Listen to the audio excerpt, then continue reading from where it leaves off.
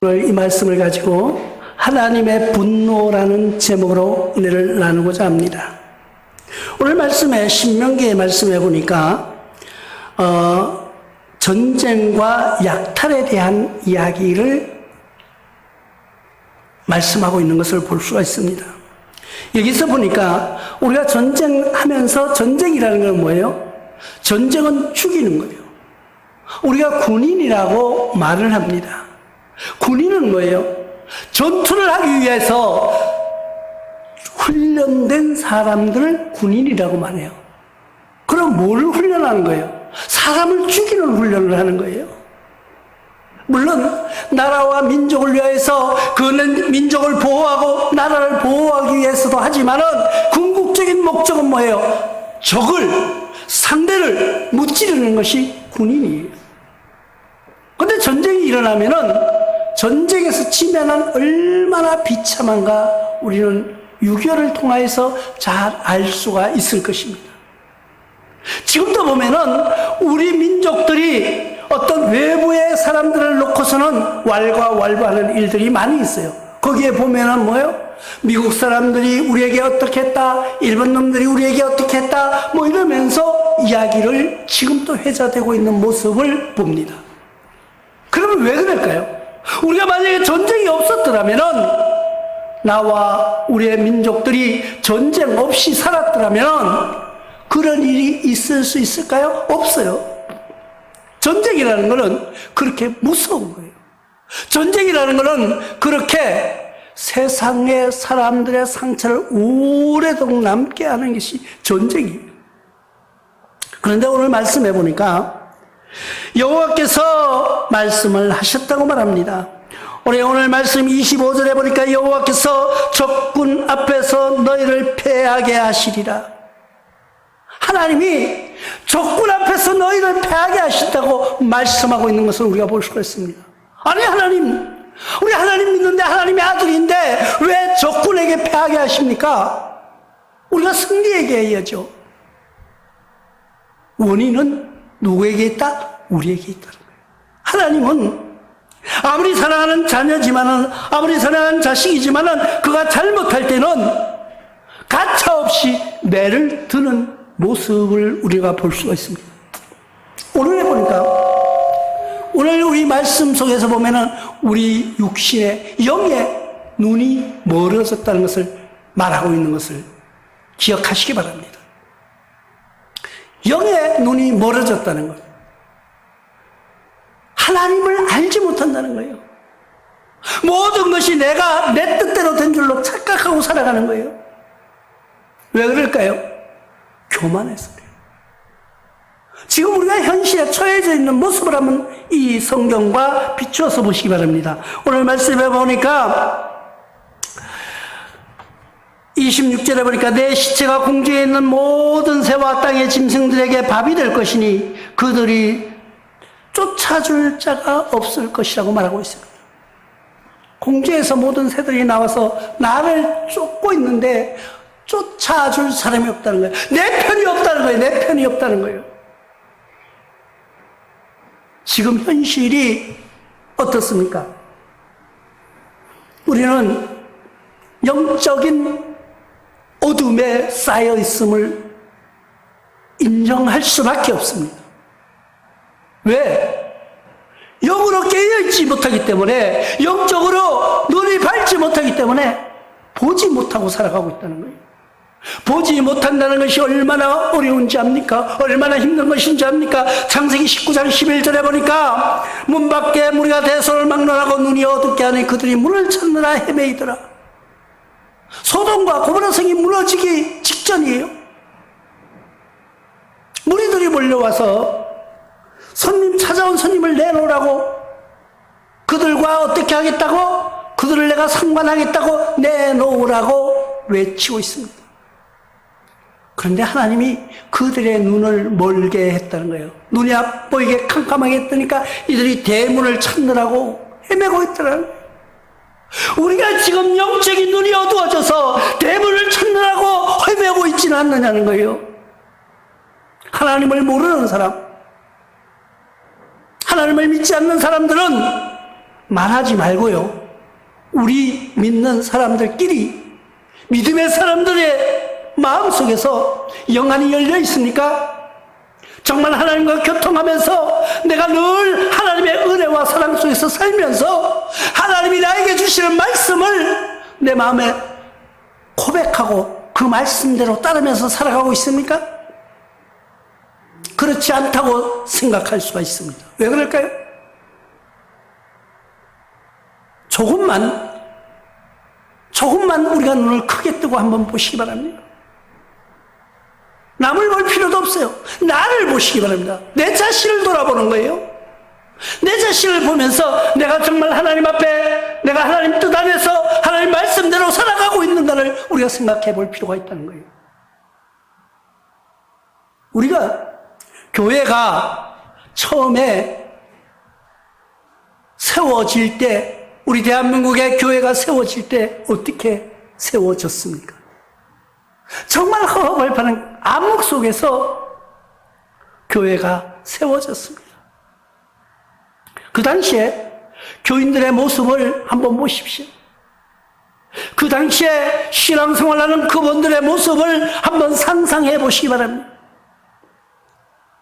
저희가 어렸을 때 20대 신앙생활 하면서 교회에서 자라나면서 모습을 봅니다.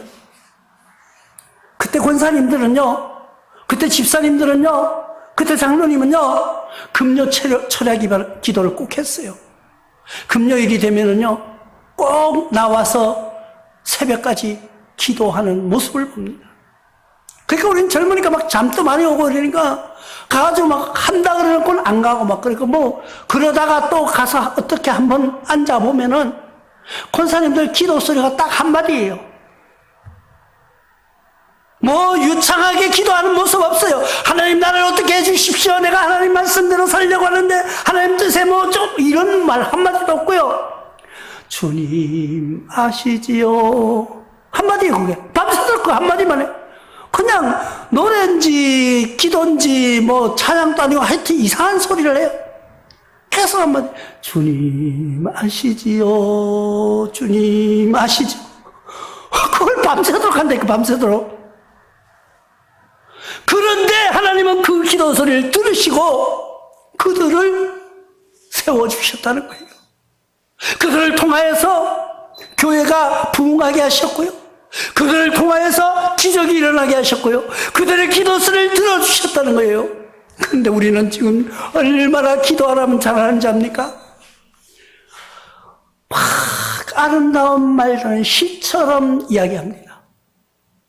근데 그 마음 속에는 진정한 하나님에 대한 그런 마음이 있느냐는 거예요. 우리는 영적인 어둠에 휩싸여 살아가고 있는 그런 모습이 아닐까 한번 생각해 보시기 바랍니다. 그런데 또 우리 신앙생활 하시는 분들 보면요, 항상 기뻐해야 되잖아요.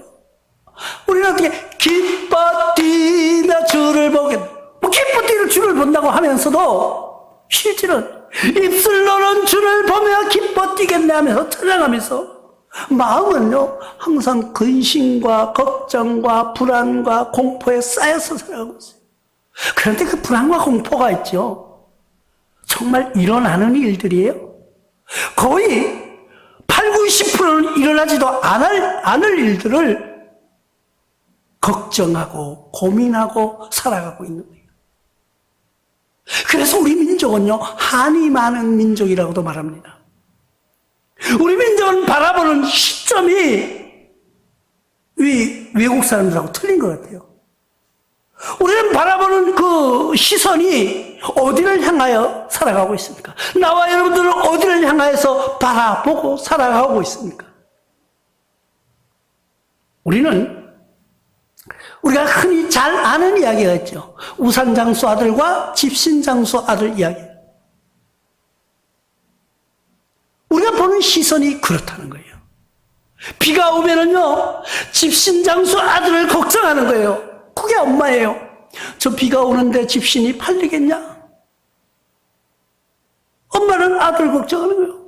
아이고, 내 새끼 저 집신 장사하는데 지금 비가 와서 집신이 어떻게 팔리겠냐? 왜 집신 못 파는 거 생각해요? 비가 오면 우산 장사들이 우리 아들이 잘 팔리겠구나, 우산이 잘 팔리겠구나, 이렇게 생각하면 편하잖아요. 해가 나면은 사람들이 많이 다니면은 집신이 잘 팔릴 거 아니에요. 근데 집신 잘 팔리는 거 생각 안 하고, 아이고 우리 아들 우산이 안 팔려 어떡하나, 비가 안 와서. 왜 걱정을 자꾸 그렇게 골라가며 하느냐고요. 쓸데없는 걱정을. 비도 올 때가 있고요, 바람이 불 때도 있고요.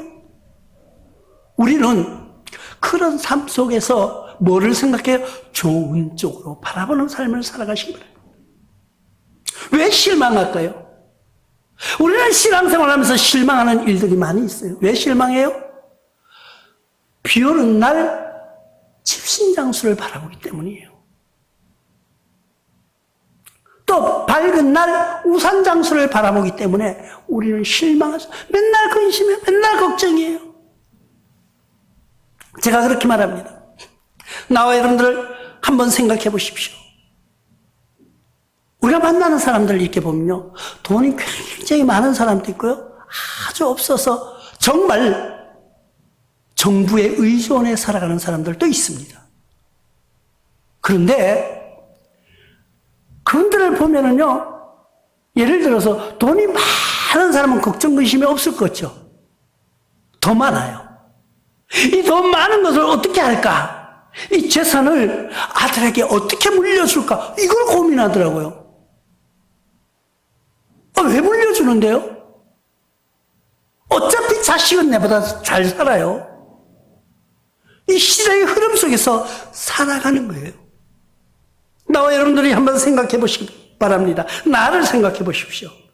내가 못 살아요, 지금. 가진 돈도 크게 없고요. 크게 없는 게 아니고 그냥 없어요. 그렇지만은 우리 아버지보다는 잘 살아요, 내가. 왜? 우리 아버지는 운전도 할 줄 몰랐고요. 우리 아버지는 차도 없었거든요. 근데 나는 내 차가 하나 있다니까요.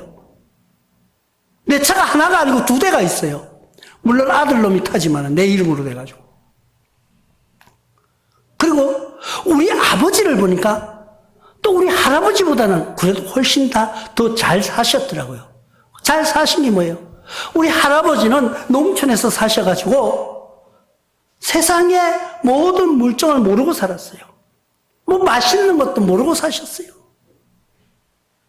우리 할아버지는요, 뭐 드시기는 보시기는 보셨지만은 지금처럼요, 뭐 짜장하고 통닭이 만난 거 구경도 못했어요. 요즘 어떤 탤런트가 그거 선전하더라고요. 짜장하고 통닭이 만났대. 그래가지고 판매하는, 그런 거 보지도 못하고 돌아가셨어요. 우리는, 나와 여러분들은 어떻게 살까요? 나와 여러분들이 지금 힘든 것 같죠? 어려울 것 같죠? 그러나 나는 어렵지만 내 아들을 걱정하면서 살아가고 있는 거예요. 그 걱정이 쓸데없는 걱정이에요. 아무 소용없는 걱정이에요. 그럼 그 걱정을 하기 때문에 우리는 쉽게 실망하는 거예요. 하나님이 이럴 수는 없습니다. 뭘 이럴 수 없어. 내 아들, 딸들은요, 내가 알지도 못하는 음식을 먹고 살아갈 거고요, 내가 보지도 못한 차를 타고 다닐 거고요, 내가 상상할 수 없는 삶을 살아간다는 거예요. 우리는 실망하지 않는 삶을 살아가는 여러분들 되시길 바랍니다. 이사야서 17장 11절에 보니까 내가 심는 날에 울타리를 두르고 아침에 내 씨가 잘 발육하도록 하였으니 근심과 심한 슬픔의 날이 농작물이 없어지리라. 이 말씀을 잘 기억해 보시기 바랍니다. 내가 심는 날에 울타리를 두르고 잘 심어놨어요. 씨를 뿌려놨어요. 그가 잘 자라도록 했어요. 그런데 근심과 심한 슬픔으로 인하는 날에 그 농작물이 없어졌다는 거예요. 그 말은 뭐예요? 내가 가꾸어 놓은 신앙, 내가 울타리로 심어놓은 기도, 내가 주님께 드리는 찬양, 모든 것을 내가 열심히 신앙이 자라도록 했으나 헛한 근심과 걱정 때문에 그 모든 것이 사라진다는 것을 기억하시기 바랍니다. 우리는 어떻게 살아야 돼요? 바보처럼 살아야 돼요. 약간 좀 들떨어진 사람처럼 살아야 돼요. 여러분들, 우리가 세상 사람들이 살아가면서 죽음에 이를 때 반 이상, 과반수 이상이 암으로 죽는다는 이야기가 있습니다. 세상 사람들은 암과의 전쟁을 일어나고 있어요. 예전에는 그래서 뭐 암이 걸린다, 이런 갑상선 암이 걸린다 이러면은요, 막 절망해가지고 뭐 어쩔 줄 몰랐어요. 그런데 지금은 갑상선 암은 암으로 쳐주지도 않아요. 흔한 병이고 또 쉽게 치유가 된다고 그래요. 그러니까 처음에 그렇게 공포스러웠던 게 의학이 발달함으로 그것을 다 이겨내는 힘이 생겼더라고요. 우리가 암으로 고생하는데 암이 안 걸리는 사람이 한 사람이 있어요. 그 사람이 어떤 사람인지 아세요? 암이 안 걸리는 한 사람? 정신병자예요. 정신병자는 절대 암이 안 걸립니다. 왜요? 그 사람은 정신만 좀 이상하지 근심 걱정이 없기 때문에 병이 안 걸리는 거예요. 몸은 건강한 거예요. 정신만 이상해요. 근데 우리는 지금 정신도 이상하고 몸도 이상해지고 있다니까요. 왜? 쓸데없는 고민하느라고. 그러다가 실망해져 가는 것을 우리는 볼 수가 있습니다. 하나님이 오늘 말씀 중에서 보면은 여호와께서 내 다리와 내 무릎과 다리를 쳐서 고치지 못할 심한 종기가 생기게 하며 발바닥에서부터 정수리까지 온몸 전체를 뒤덮어버린다는 거예요. 고칠 수가 없는. 그럼 하나님이 왜 우리에게 이런 고통을 주셨어요? 우리가 하나님 앞에 제대로 살지 못했다는 것을 이야기해 주고 있습니다.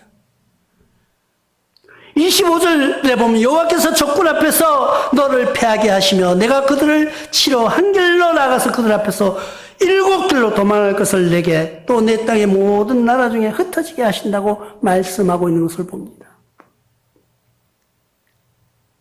우리가 하나님 앞에 뭐를 잘못했습니까? 내가 하나님 앞에 무엇을 잘못했는가를 우리가 기억하면서 인정하고 시인해야 되는 거예요. 지금에 처해져 있는 이 모든 어려움, 지금 현실에서 교회에 다가오고 있는 이런 어려움, 왜요? 왜 그래요? 왜 유독히 교회만 공격의 대상이 됩니까? 그 사람들을 탓하기 전에 내 자신을 돌아봐야 되는 거예요. 우리의 신앙을 점검해 봐야 되는 거예요. 우리가 너무 교만했음을 기억하시기 바랍니다. 우리가 너무 하나님 앞에 경거망동했음을 기억해야 됩니다. 우리가 목사님들을 만나다가 보면은 아니면 그냥 일반 시민들 또 교우들을 만나다 보면은 많은 사람들 가운데 다 생각이 달라요. 보는 관점이, 시선이 다 달라요. 왜 그럴까요? 자기가 바라보는 관점이 틀리다는 거예요. 내가 바라보는 목표가 틀리다는 거예요. 우리는 뭘로 하나 돼야 돼요? 하나님으로 하나 돼야 돼요. 난 피라미드를 봅니다. 피라미드의 그 자료를 보면은 그 안에서는 썩지도 안 하고요. 그 안에서는 굉장히 그 모든 것이 오래 가는 걸로 되어 있는 것을 봅니다. 근데 왜 그럴까? 그냥 내 혼자 생각해요. 이건 꼭 맞는 말은 아니에요. 피라미드 지붕이 뾰족하게 하늘을 향해 있더라고요. 밑에는 다 각자 흩어져서 쌓아져 있지만은 끝은 하나로 모여 있더라고요. 우리 신앙이 그렇게 돼야 돼요. 너와 내가 다를 수 있어요. 나와 너가 생각하는 것이 다르고 바라보는 관점이 틀리고 지식이 틀리고 생각이 다 다를 수가 있지만은 하나가 일치돼야 되는데 그것이 뭐예요? 하나님을 향하는 마음은 하나로 돼야 돼요. 하나님을 향하는 마음은 일치가 돼야 돼요. 그럴 때 구원의 역사가 일어나는 거예요. 그럴 때 질병이 사라지는 겁니다. 출애굽기 9장 10절에 보니까 그도 유하덕의 죄를 가지고 바로 앞에 서서 모세가 하늘 향해 날리 사람과 짐승에게부터 악성 종기가 생기더라고 말씀하고 있습니다. 지금 모세가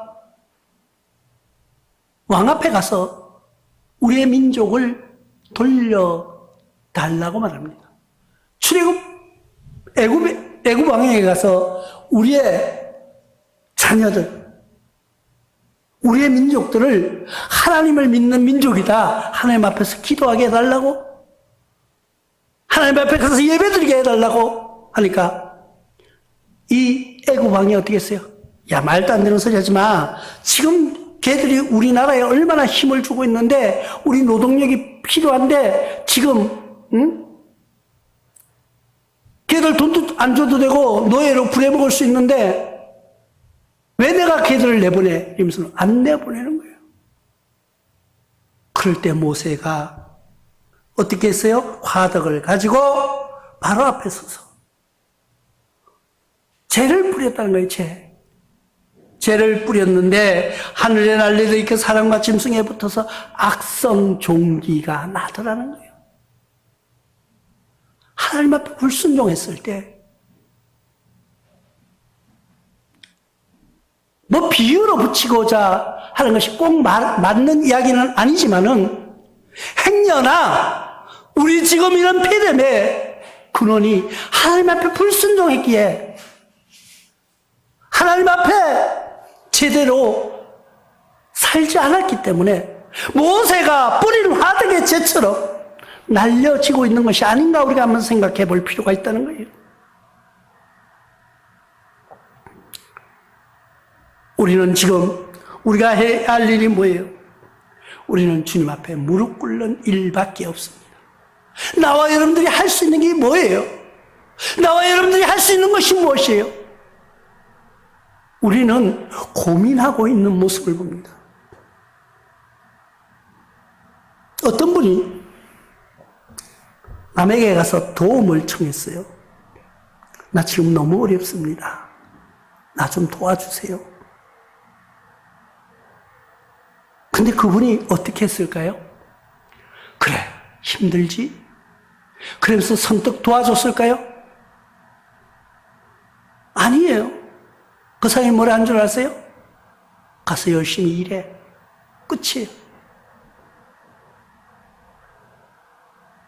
옛날 이야기가 있죠. 부자가, 너무 부자가, 이 큰 부자니까 하인이 물었습니다. 주인님은 어떻게 이렇게 큰 부자가 되었습니까? 그 비법을 저에게 좀 가르쳐 주십시오. 그래? 따라와. 내가 가르쳐 주지. 그러니까 낭떠러지기 위해 큰 나무가 있습니다. 그래가지고 여기에 매달려 봐.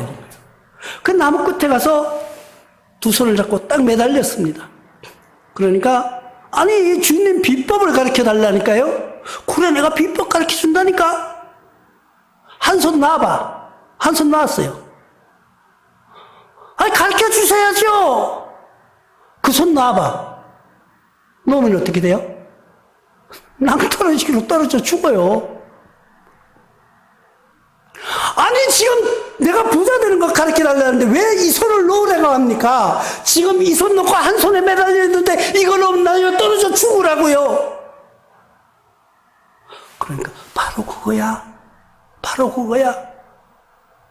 부자가 되는 방법은 돈을 움켜잡으면 놓지 말라는 거예요. 놓지 말라는 거예요. 그게 부자 되는 방법이라는 거예요. 근데 우리가 신앙으로 승리하는 방법, 하나님께 승리하는 방법 뭐예요? 무릎 꿇는 손, 무릎, 주님 앞에 손잡은 손 놓지 않는 거예요. 그것이 승리하는 길이에요. 그것이 발끝부터 정수리까지 차여 있는 병을 고치는 역사가 일어나는, 길은 그것밖에 없다는 거예요. 누가복음 6장 10절에 무리를 둘러보시고 그 사람에게 이르시되 내 손을 내밀라 하시니 그가 그리하며 그 손이 회복된지라. 예수님께서 주일날이었어요. 예배드리는 주일날, 안식일날, 그때는 주일날이 아니고 안식일이라고 했습니다. 안식일날 바리새인들이 예수님께서 안식일날 일을 하나하나 보려고 시험하려고 나병 환자를 예수님 앞에 세워놓고 나병 환자가 예수님 나 좀 고쳐주십시오 하고 말하는 거예요. 그러니까 예수님이 어떻게 해요? 내 손을 내밀었는데 예수님이 만져주시니 나았더라는 거예요. 그러니까 바리새인들이 난리가 났습니다. 안식일날 병 고치는 일을 했다고. 그런데 중요한 거는 그 법정 다툼 나중에 이제 알아갈 거고요. 이 나병 환자가 예수님이 손을 내밀라 할 때 내밀었다는 거예요. 내가 주님 앞에 손을 내밀지 않았더라면 주님이 나를 잡아주셨을까요? 내가 먼저 내미는 거예요. 내가 주님 앞에 먼저 손을 내미는 거예요. 내가 주님 앞에 먼저 무릎 꿇는 거예요. 내가 주님 앞에 죄인임을 고백하는 거예요. 그럴 때 주님이 내 손을 잡고 고쳐주시는데 어떻게? 발끝부터 정수리까지 있는 모든 병을 깨끗하게 낫게 해주시는 역사가 일어날 줄로 믿습니다. 하나님의 분노로 내가 잘못 살아온 우리의 신앙이 잘못된 우리의 모든 교만 때문에 이루어졌던 이 모든 일들이 우리가 무릎 꿇고 우리가 주님 앞에 회개할 때 하나님의 분노는 그쳐질 줄로 믿습니다. 뭐 꼭 그렇다는 건 아니지만은 조심스럽게 한번 생각해 보시기 바랍니다. 이번 이 폐렴의 모든 사건들도 하나님의 분노하심으로 우리의 신앙을 보시고 그냥 토해내는 심령으로 이런 고난을, 이런 시련을, 이런 어려움을 우리에게 주시지 않으신가 하고 한번 생각해 볼 필요도 있습니다. 그것은 우리 신앙을 점검하는 일이기 때문이에요. 이제는 우리가 할 일은 뭐예요? 주님 앞에 손을 내미는 거예요. 주님 내 손을 잡아달라고 지금부터 이 시간부터 주님 앞에 손을 내밀어 치료받는 여러분 되시길 주님의 이름으로 축원합니다.